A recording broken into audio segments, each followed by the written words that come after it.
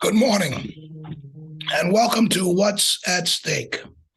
I'm Reverend Graylan Scott Hagler, your host every second Wednesday of the month, and our executive producer is Verna Avery Brown. Our engineer is Michael Nasala, and I'm thankful that you are joining with us for an informative and enlightening discussion. On WPFW-FM, we bring to you the kinds of topics and issues that corporate media is too captive to bring on the air. We are able to bring these topics to you because of you, those who support this listener-supported station, so that it can be a station of liberation through information. Support the station and this show if you've not done so. WPFW-FM 89.3 is the station of jazz and justice, and we bring to you the justice mandate this morning. Welcome to What's at Stake.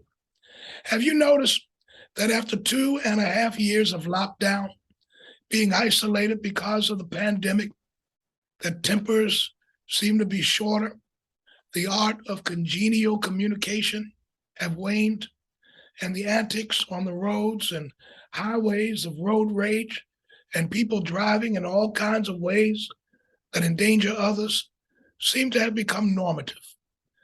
Isolation has created a deficit in human interaction, discourse, and the ability to resolve differences with some humanity. The clergy in Ward 4, of which I am one, just concluded last week a 72-hour prayer vigil, meetings, and strategy sessions that went on around the clock, 24 hours a day, in houses of worship. The reason for the vigils was a response to the rash of shootings and violence in Ward 4. We did it so that it could be a model that could be replicated across the country, across the city, and across the area. We felt that something needed to be done and said that brought urgency to the situation.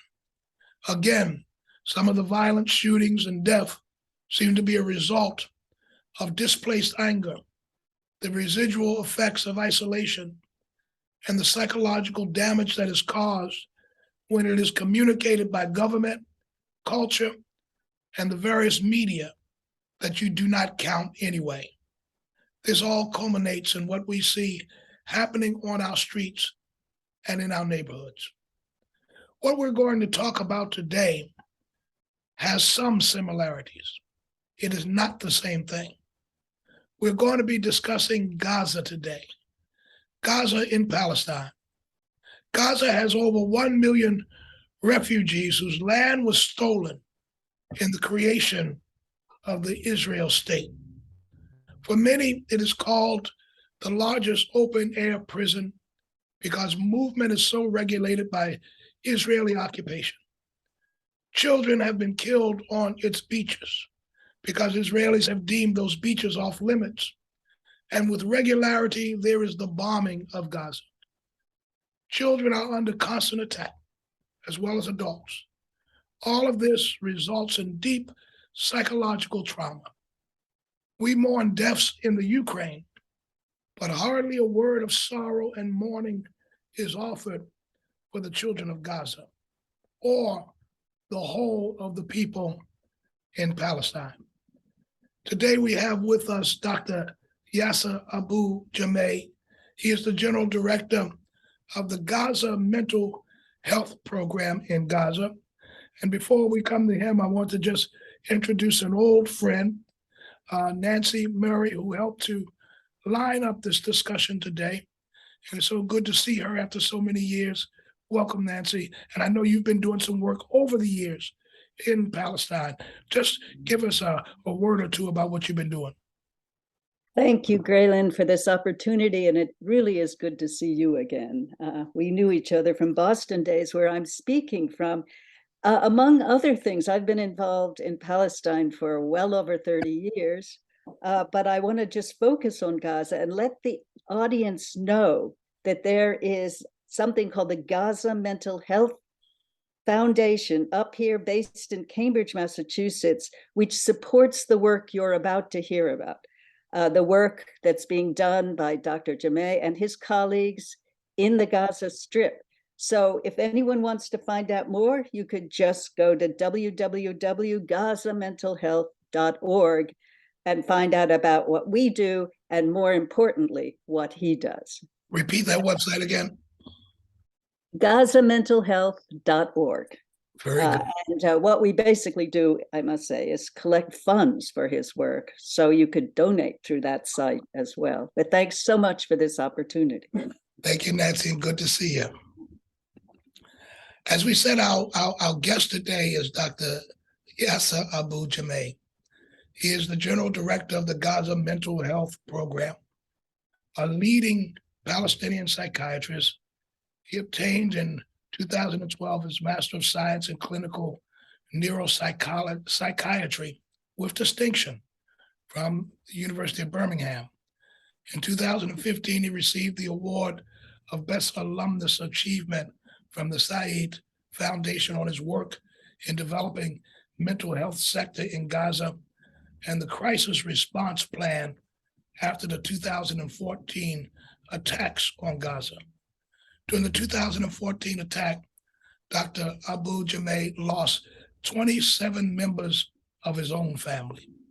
He is a scientist working in the context, and he is also a victim of the context. Dr. Abu-Jamei received the Alumnus of the Year Award from the University of Birmingham in 2016 and the Community Resilience Award from Rebuilding Alliance in 2021. He is a member of the task force which developed the National Mental Health Strategy from 2015 to 19 in Palestine. In 2020, with a group of Palestinian mental health professionals, he co-founded the Palestine Mental Health Program. He is certified as a trainer of trainers in the field of supervision and care for caregivers from the Free University of Berlin.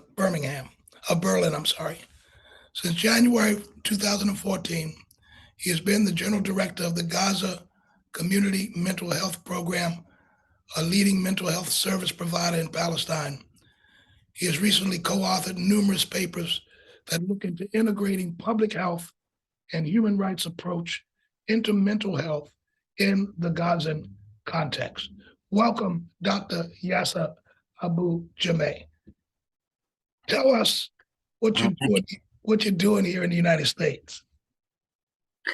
Thank you very much, Hagler. It's really an honor and pleasure to be on your program. Good morning to you and your audience. Well, I am on a speaking tour to the United States that began from LA and will end in Washington, D.C. next week. The aim is to speak about the work of the Gaza Community Mental Health Program, the organization that I run, and also to bring more awareness to the mental health conditions of the population in Gaza Strip, because it's important to make more people aware of how things are and to try to, advocate and ask people for more help and support when it comes to the realities in Palestine and, of course, to the work of the organization. Good. And you've been, I know you're going to be in the area. I know the Friends are sponsoring you as part of the tour. Who else is engaged in sort of receiving you in the United States? Well, there are many people, many faculties. Actually, the main sponsor is the Gaza Mental Health Foundation. But I have visited Los Angeles, Seattle, Chicago, Michigan, and now Boston, and will end up with Washington. There are many organizations like some chapters of Jewish Voice for Peace, the Palestine Foundation, the Washington Physicians for Social Responsibility, different student justice for Palestine groups, and different Middle East studies at different universities. I think I was, I think, warmly welcomed by different groups, and I appreciate the way they welcomed me and the warmth that I feel. And I hope that in the future times or days that I'll bring more better news about these conditions in Gaza Strip. So you have a broad sector in the U.S. of groups and organizations that are receiving you. And what are you trying to communicate to those audiences? Well, I have met different types of audiences, like including university students, activists, Palestinian people from the Middle East, people from different backgrounds. And the main message is a very simple one. The Palestinian people are suffering. We are trying to do our best at GCMHP to support them as best as we can, to provide the quality services, to address the needs of the children, women, adults. But at the same time, there is also a need to have a real improvement in the living conditions in Gaza Strip. We need at least to lift the blockade. We need to work to put more efforts into bringing justice to the Palestinian people. And, one of the things that just having this conversation with you, and I just want to sort of get it out of the way, because a lot of people say, well, the problems with Gaza is Hamas. And they try to therefore justify what the occupying forces, the oppressing forces of Israel is doing based upon Hamas. Give us some perspective on that. Well, I think the division or the separation or the splitting of Palestinian people into like sectors or geographical areas have started way before Hamas overtook Gaza Strip. I think it began in the 67 to begin with, in the 48 to begin with, with separating West Bank from Gaza Strip geographically, East Jerusalem from West Jerusalem, and now with the 80s, the means to put those checkpoints that separate and hinder the movement of Palestinian people across the historical Palestine started early in the 80s, and I think it got really intensified more with the beginning of the Second Intifada, and it was more with the year 2001, 2002, and it was felt by the international people, by the way. Who used to come and visit Gaza Strip and Palestine. There were more and more restrictions. And actually, recently, there are more restrictions that I hear that are coming to people who are going to visit the West Bank. I don't know how is that going to end up with, but the restrictions were already there. However, I would really say that the restrictions got further tightened in 2007 when Hamas took power in Gaza Strip. What I would say about that is that if the aim was to remove Hamas from power, that's the announced, if I could say, aim. It didn't work. That's in one hand. On the other hand, what's happening in Gaza Strip now after 15 years of blockade, it's against the international human laws. It's against the human rights principles. The best title to address or to put for this issue is a sort of collective punishment. We have 2.3 million population in Gaza Strip, 1.4 million refugees. Those people live in a small geographical area, about 140 square miles. And imagine that within that population, we have 48 to 49% children. We speak about more than 1.1 million children. So what have those people, refugees or children, have done in order to be put in that such condition? As you said, it's now called the biggest open-air prison in the world. I've called it that. Other people have called it that. You have now called it the largest open-air prison in the world. Tell us, why is that so? Why would it be described as the largest open-air prison? I think because it's true, it's the largest open-air prison. The very simple things, first of all, is the movement restriction, and which is hindering the people capacity to exit, leave the Gaza Strip, or even to travel into Gaza Strip. We have two passages, one through Israel and one through Egypt. The travel through Egypt is a difficult one because of the security conditions in Sinai. For example, we had a lot of tough, security issues there, and However, in the last couple of years, the borders are open 5 days a week. However, only a few hundreds of people who can pass, again, due to various issues. The other opening, which is with the through Israel, I mean, it's a totally different story. The restrictions there are quite tough.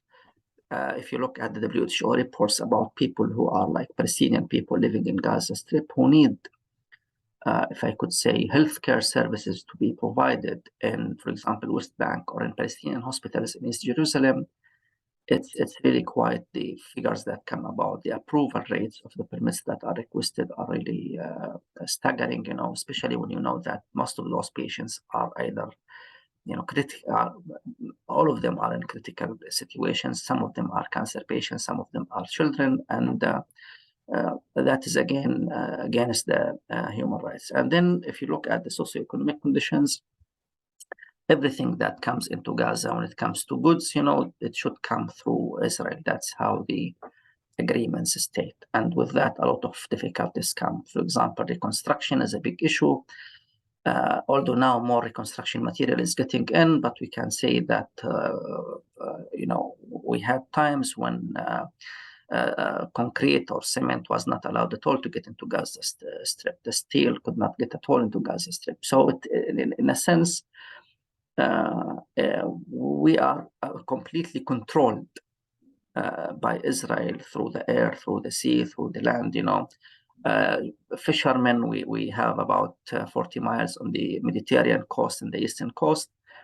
Fishermen possibility to sail and fish is limited to 15 nautical miles.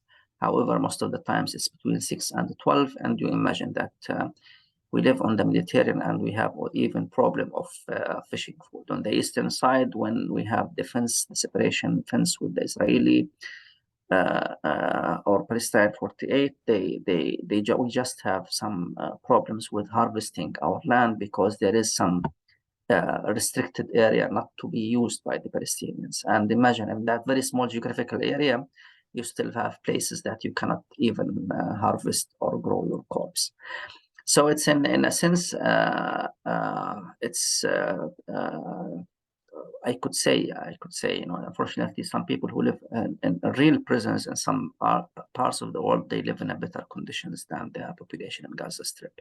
Nowadays, for example, we have the I think already 3 or 4 days of raining with the extremely cold weather.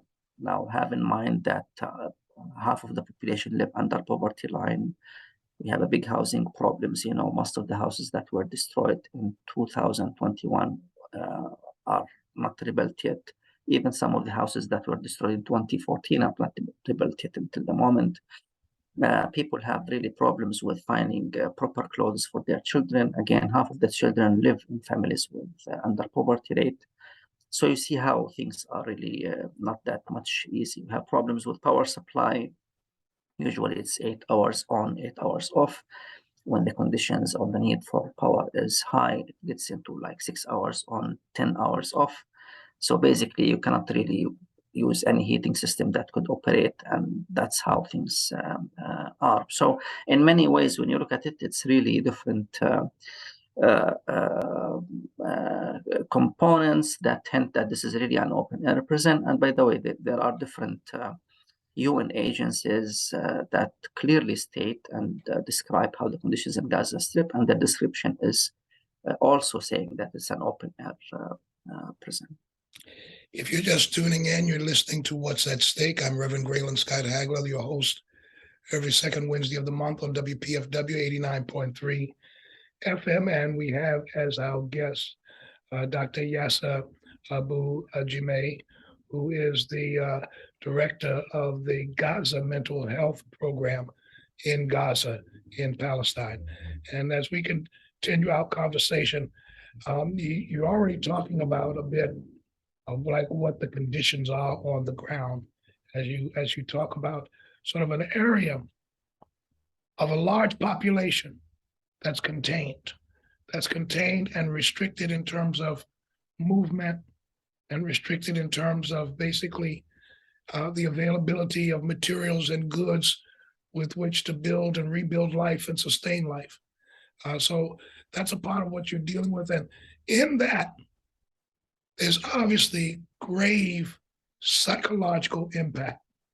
And that's your area as a psychiatrist, that you're dealing with the psychological impact. I'm sure you're dealing with post-traumatic stress. I'm sure you're dealing with all types of behavioral issues with the children who are impacted by the bombing and the containment. Talk about that just a little bit. Well, there are certainly, it's like, it's multifaceted situation. In one hand, or in the very background, we spoke of that about 2/3 of the population are refugees. 1.4 out of 2.3 are refugees. Those people who are uprooted from their homeland now. They live in Gaza Strip, and the living conditions of how refugees could be, although it's already like 7 decades, but most of them, they live in just houses that are made of walls and asbestos, for example, ceilings. If you have in the background that we are living under in a very crowded area, it's one of the highest density population with more than 13,000, I think, or 14,000 people per square mile. And you add to that the poverty rate, which is half of the population. And also we add to that the unemployment rate, which varies between 46 to 53% over the last 3 or 4 years, because each quarter they come up with a percentage. So and then you add to that the blockade and what it brought. And in the last 3 or 4 years, we had also the problem with COVID-19. We also had our let me say, difficulties with coping with COVID-19. COVID-19 brought more social distancing and deterioration and further deterioration in the socioeconomic conditions. Social distancing means that you cannot really rely that much on family network and on the family structures that are around you. We consider family structures one of the most components that help people cope and go on with their lives. So, and then within the 15 years of a blockade and that source of socioeconomic deprivation, we were exposed to acute traumatic events, when there were those military operations. So some of them are large scale, which are the 5 famous ones, 2008-9, 2012, 2014, 2021, and then August 2022. Or there are various small attacks that happen every now and then during the night. Now the issue is that we see the extreme feeling of fear that spans the population, because in one hand we don't have really shelters, on the other hand it's a very massive bombardment that happened to different areas when the attacks are taking place. So imagine you stay with your children and there is no place, there is no shelter, there is nothing at home. Hundreds of thousands of people, I think 500,000 people got displaced in 2014 attacks, And when the attacks are over, more than 100,000 among them didn't find their homes to return to because the residences were fully destroyed. Right. So when you have this in the background, that you have something that is already depriving you of your resources, and then you have a sharp decline because of the attacks. A lot of people, when the attacks happen, lost their houses, their beloved ones. Some of them got injured. Some of them lose working opportunities. Now, this combination, we speak all the time about the feeling of helplessness. Can you have anything? Do you have anything at hand that you can, or in your hand that you can change the conditions? Of course you don't, especially during the attacks. And then that extreme feeling of fear that happens to children, and that you cannot protect the people around you. And that ends up with a lot of UN agencies, and different international actors giving different but similar pictures or views of how the needs are in Gaza Strip. For example, the World Health Organization in 2021, just after the May attack, in 2021, they said that, more than 210,000 people already were in need for mental health interventions because they are suffering severe or moderate mental health illness. That was even before the May 2021 attacks, which is about 10% of the population then. And WHO says usually in areas of conflict, 10% of the population, they say, develop such mental health issues. Now, the coordination, the United Nations Office for the Coordination of Humanitarian Affairs, all the time sends on annual basis different appeals to speak about the needs. And one of the main things that they keep saying that there should be a responsive plan. And the responsive plan for 2022, they said that at least 53% of the children in Gaza Strip, they need some kind of mental health and psychosocial support. That's more than 500,000 children. 53%. 53%. And Save the Children issued a report that came out in July 2022, just a few weeks before the August attacks. And that also brought some, staggering really findings. They were saying that, 90% of children, they feel less safe when away from their parents, that they experience, that 80% of children experience high levels of emotional distress, that emotional distress is just something that could give you an idea about how people feel in the strip. Very good. Doctor, we're going to take a very short break. We're going to listen to our community calendar. And when we return, I want to invite our audience to join in the discussion with some questions and comments. 202-588-0893. That's 202-588-0893. We would love to hear your comments. We'll pause and be back to you in a few minutes. We're going to hear some community notes. I'm Chris Garaffa. And I'm Rachel Hu, and we are the hosts of Covert Action Bulletin on WPFW Mondays at 1 p.m. Covert Action Bulletin is the official radio show and podcast of Covert Action Magazine, where we've been exposing the U.S. government and plutocrats worldwide since 1978. Did you know that in the 1960s, the CIA tried to train bottlenose dolphins to attack enemy ships? Oh my God, I actually did not know that, but I did know they did something with ravens and cats, I guess. All this and more on our show. We go over all of the facts about the CIA, the things they've done, MK Ultra, all the kind of wildness that you've never heard of, but also go into some of the ways in which the U.S. covert action has interfered in governments abroad and the long, long history of the ways in which they are, in fact, spying on us. You'll hear from whistleblowers, activists, scholars, historians, and more about what's really happening today and why. All this and more on WPFW Mondays at 1 p.m. Covert Action. Do you have a car that you're not using anymore? Help your community radio station by donating your used vehicle to WPFW, where it will be sold at auction, and the proceeds will help keep your favorite jazz and justice station alive and running. The benefit? You get a tax write-off while supporting quality programming. That's what I'm talking about. For more information, just call 1-866-WPFW-CAR. That's 1-866-WPFW-CAR. Welcome back to What's at Stake. I'm Reverend Graylan Hagler, your host every second Wednesday of the month, and we have with us Dr. Yasser Abu-Jamei, who is the General Director of the Gaza Mental Health Program in Gaza. And we're inviting you, the audience, to join in the discussion on 202-588-0893, 202-588-0893. As Dr. One of the things you said before in another place, that really what's going on is a war against the children, a war against future generations. And, you talk about the overwhelming population, about 40% of the population being children.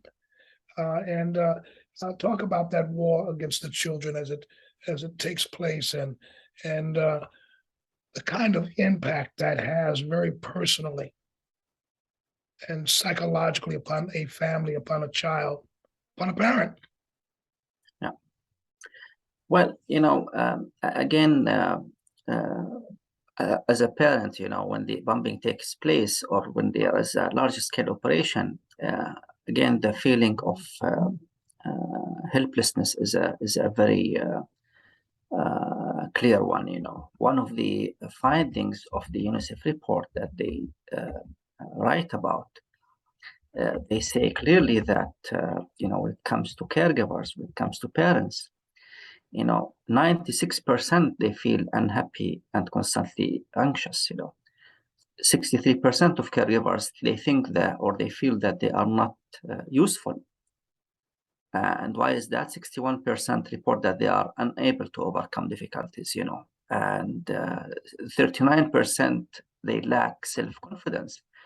I mean, these are just staggering figures that show how parents think about the role they should play. Any father or mother in normal life under normal conditions will play the role of the father or the mother. The parents are the people who help children grow up, who try to ensure safety of the children, security, that you live in a nice, safe place, as much as you can. But in Gaza, it's a lot different than that. It's a lot challenging than that.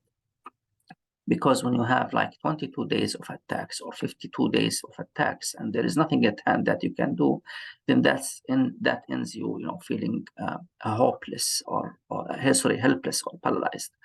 On the other hand, you have the acute. There are, if I could say, group them into like three groups of symptoms.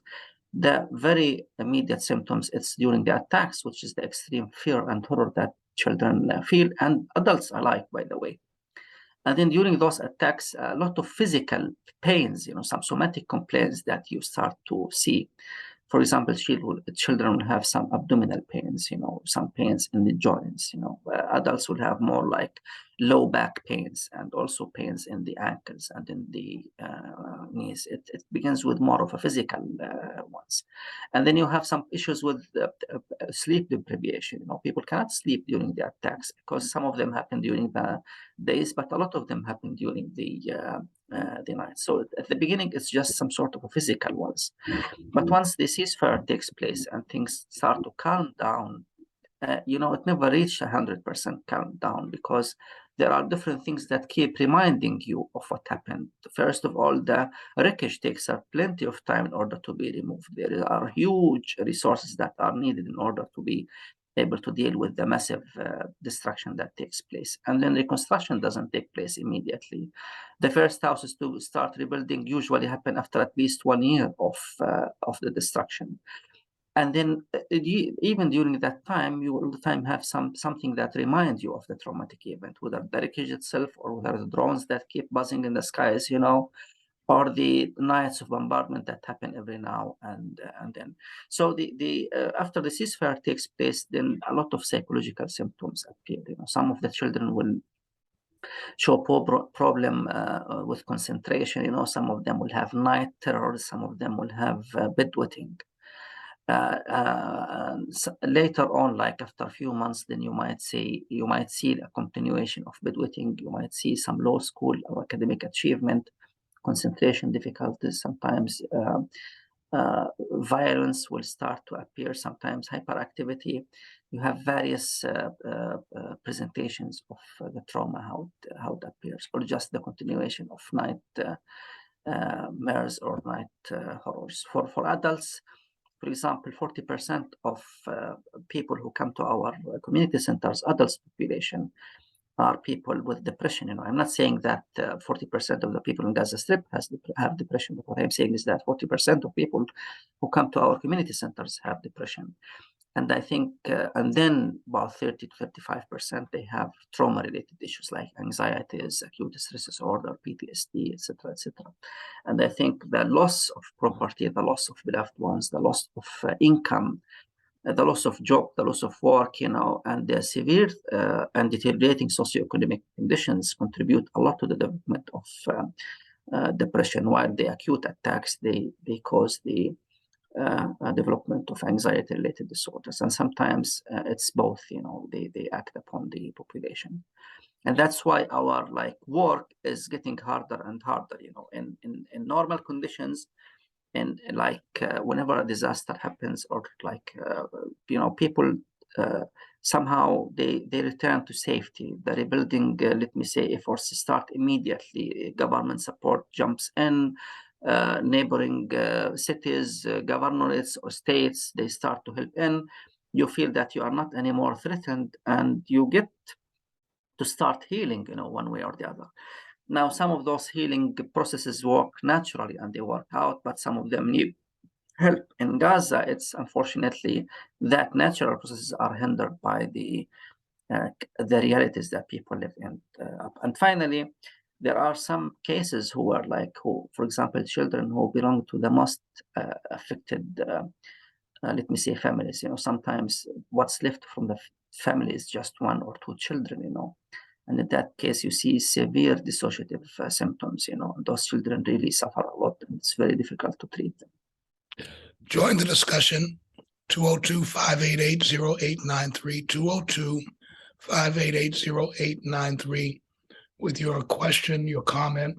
Join in the discussion as we talk to Dr. Yasser Abu-Jamei, who is the General Director of the Gaza Mental Health Program.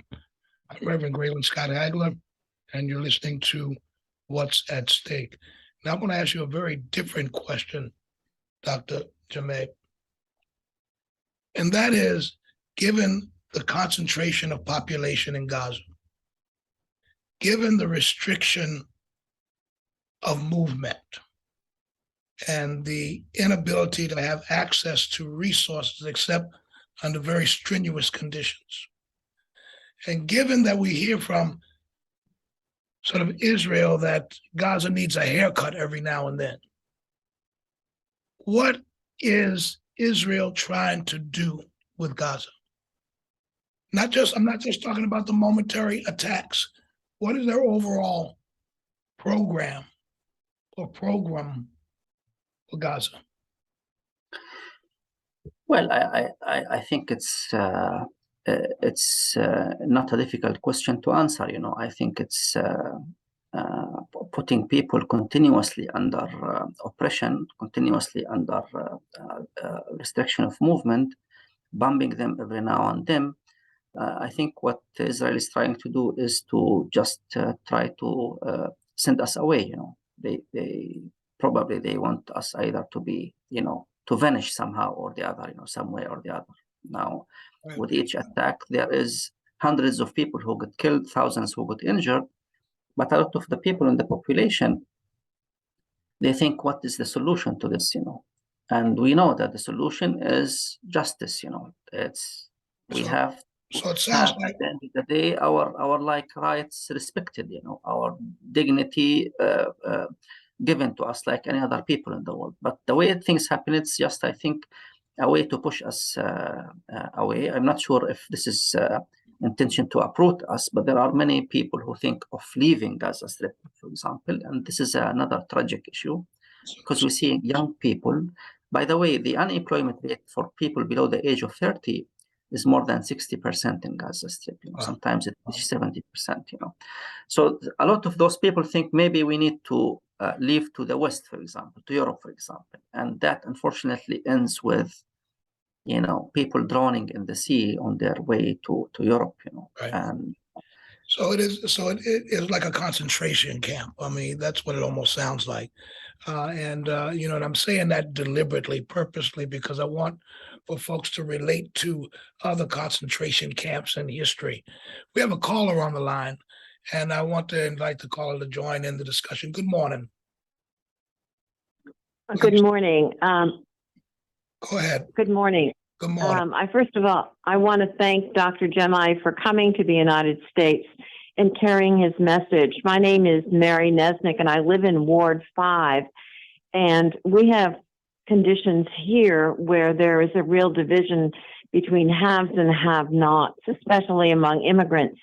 Dr. Jamei, can you tell us the percentage of Gazans that are actually refugees from either the war in 48 or 67 in Gaza?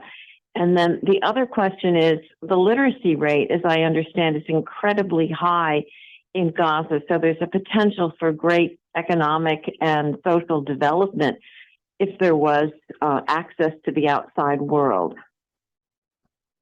Thank you, Carla. Thank you. Doctor. Thank you, Mary. Yeah, as I said, UNRWA on its last, I think, a couple of years ago, they said that there are more than 1.4 million refugees, in Gaza Strip. But the count changes. We add more children every year. I think we add about 4,000 to 5,000 children per month, by the way, in Gaza Strip. So, and it seems that that must, how to say. Anyway, and this is not a small population. When we speak that 2/3 of the population that live in the area are refugees, when especially it comes to a small geographical area that is already impacted with the population. Now, again, 2/3 of those are children. Of UNRWA schools, for example, more than 50,000 children go to UNRWA schools, and those UNRWA schools are for grades up to grade 9. For the 10th and 11th and the 12th grades, all go to governmental schools. We have another, I think, 300,000 children who go to governmental schools. So a lot of the people are refugees. A lot of the people are interested in education. We are a population that values highly education, highly values education. I think the literacy rate in Palestine is something like 99.4%, which is amongst the highest, not in the Middle East, but in the whole world, I think. And when it comes, for example, to university students, by the way, 2/3 of the university students are girls, more than boys. That's twice as the boys, which means that the opportunities are there. I think we have more than 100,000 graduates now, university graduates who are unemployed in Gaza Strip. Now, these are extremely high potentials that could be used in a very nice way that could change the lives of everyone in Gaza Strip once they are given the chance. A figure that I know perfectly is that we have more than 3,000 psychologists who are graduates of psychology who are unemployed at the moment. And this figure I know because there was an announcement a year ago. I think they were looking for a psychologist at the Ministry of Health or the Ministry of Education, and more than 3,000 people applied. Now, unfortunately, people who are working, there is a massive need for intervention. There is a massive need for psychologists who could do the work, but also there is a need to be able to provide the psychologist with the means, with the help that needs them to do the work and also to get a normal and decent life. So the availability of resources is a big issue. And I would say that a lot of billions of dollars were spent in Palestine over the last 3 decades or 2.5 decades in the establishment of the PA. However, a lot of that money didn't go into development. A lot of that money went simply into just a crisis response, like rebuilding what was destroyed, whether these are houses or sometimes even schools, sometimes health facilities. So what we need is a sort of stability that will allow a lot of the money to help developing the various sectors in not only Gaza Strip, but in Palestine. And it's really such a pity that a lot of money that comes from donors,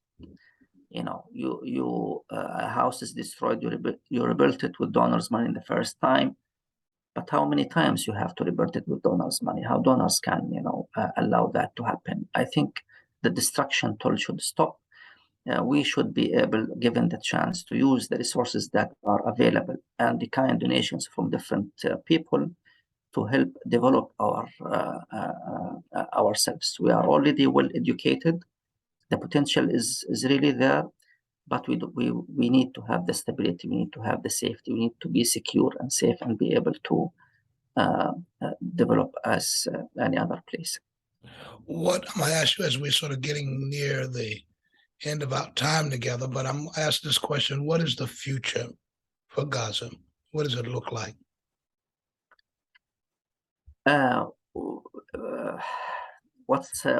does it look like? Yes. Well, justice will come. If it's not today, maybe it's after 1 year. If it's not after 1 year, maybe it's after a decade, and that's going to happen one way or the other. And people are trying their best to survive. I think, people like psychologists, when they visit Palestine, they call us people with high resilience, I think we are survivors more than resilient, but we cannot continue to test that resilience. We need to allow people to go on with their lives. We need to respect and allow the children to grow and play and have a normal life. We need to respect those educated people and allow them to have decent jobs and to have decent careers. We have to change oppression into justice. We have to change being in an open air present to a life that is full of dignity. That moment is going to happen. And all Palestinians, by the way, are sure of that. When, it's another question. And perhaps part of the tour is to ask people to help us get that moment closer and closer, or sooner and sooner. Dr. Abu-Jamei, what can people in the U.S. do to be of support? Well, there are different types of support that comes, actually. When we were established in 1990, that's more than 3 decades ago, a lot of people who were training our staff on how to provide services came from the States. Until the moment, some people come who provide different interventions, for example, surgical interventions and sometimes mental health interventions. They come with different groups who arrive. We are under massive need for various specialized care. Cardiosurgery, we have a problem. Neurosurgery, we have a problem. When it comes to mental health, that could be some kinds of training and support. So this is one aspect. The professional exchange of expertise is very important. The other part of it is to advocate for the rights of the human rights for population in Gaza Strip, which means that the United States is a key international player. Once there is a will, they can do a lot of things to help the Palestinian people. And we have in mind what happens to the Ukraine, and I'm not going to draw the parallels. Occupation in every place is an occupation. You struggle with the occupation in every area, and you should stop the occupation in every area. You should stand for the oppressed people in order to support them gain justice. And finally, for people who can donate, it's really appreciated if they can donate through the Gaza Mental Foundation. We are a non-governmental organization that operates in Gaza Strip. We are highly respected for being extremely technical and professional, provide high quality services. At the moment, we have more than 100 staff.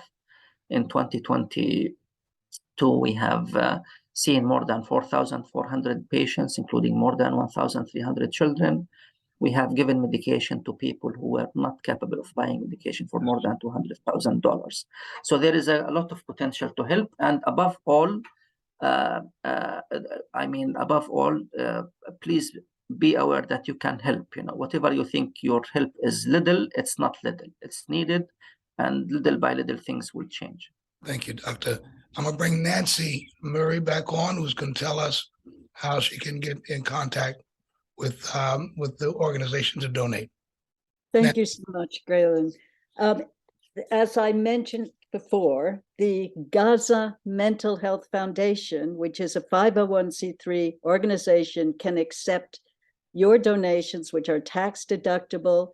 If you go to our website, www.gazamentalhealth.org, you could donate online. Otherwise, you could send us a check in the mail. Our address is P.O. Box 380273, Cambridge, Massachusetts, 02238. And your donations will, 100% of them, be sent to the Gaza Strip. We are an all-volunteer organization, so the only overheads are ones that the board of directors takes care of. So please do donate. Thank you. Thank you, Nancy Murray. And we have been speaking with Dr. Yasser Abu-Jamei, who is the General Director of the Gaza Mental Health Program. It was very good and informative to have you with us today, Dr. Jamei. And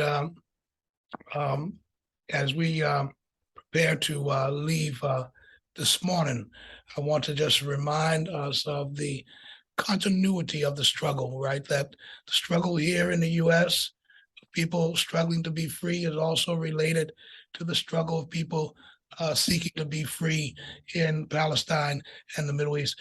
Callers, I'm sorry. We're running out of time. We probably can take one or two callers real quick. Come on, caller. Good morning. Hello, you're on the air. Yes, go ahead, caller. Oh, go ahead. Yes, Yes, very quickly. I would like to ask a question concerning the Gaza Strip and the Islamic world and the assistance that they are getting from the Islamic world. People who are Muslims who see this tragic thing that's taking place, and they reaching out, others reaching out to help. And how do they feel about that? All right. So thank you. So how do you part of it is that all assistance is welcomed and is a part of making people whole and the world whole.